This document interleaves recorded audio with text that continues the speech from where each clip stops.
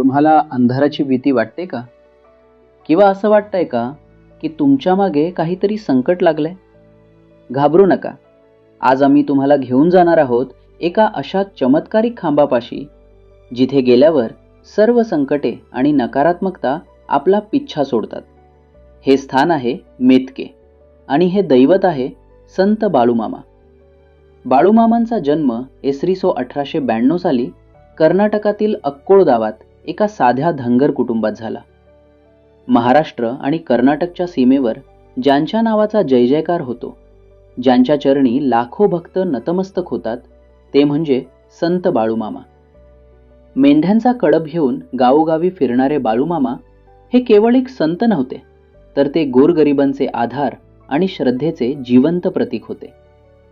आई वडिलांच्या सांगण्यावरून त्यांनी संसार थाटला खरा, पण दैवी ओढ त्यांना स्वस्थ बसू देईना. शेवटी जगाचा उद्धार करण्यासाठी त्यांनी संसाराचा त्याग केला. त्यानंतर बाळूमामांनी पूर्ण जगालाच आपला संसार मानला आणि एक संचारी संत म्हणून महाराष्ट्र कर्नाटकात भ्रमण सुरू केले. 1932 सालची गोष्ट. कागल तालुक्यातील मेतके गावातील भक्तांच्या ओढीने मामा तिथे आले. या पावन भंडाऱ्याच्या स्मरणार्थ एका सागवानाच्या लाकडापासून एक खांब तयार करण्यात आला. बाळूमामांनी स्वतः या खांबाची स्थापना केली आणि त्याला नाव दिलं गरुड खांब. हा खांब न हलतो न पडतो, तो आजही तिथेच ताठ उभा आहे. लोकांचा असा अनुभव आहे की इथं आल्यावर मनातली भीती निघून जाते. अनेक संकटात सापडलेले लोक या खांबाला मिठी मारून आपली दुःखे हलकी करतात.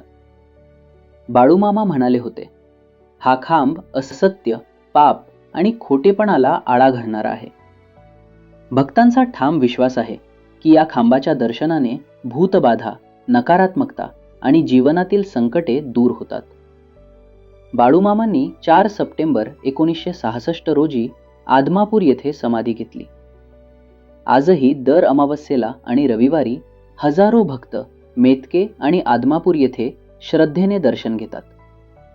आदमापूरच्या समाधी स्थळापासून जवळच असलेले हे मेतके गाव बाळूमामांच्या अस्तित्वाची साक्ष देत आजही उभं आहे. तुम्ही कधी मेतके इथल्या या खांबाचे दर्शन घेतले आहे का? कमेंटमध्ये नक्की सांगा. व्हिडिओस आवडला असेल तर लाईक करा आणि अशाच श्रद्धेच्या कथा ऐकण्यासाठी चॅनल सबस्क्राईब करा. आणि शेवटी मनापासून म्हणा, बाळूमामांच्या नावाने चांग भलं.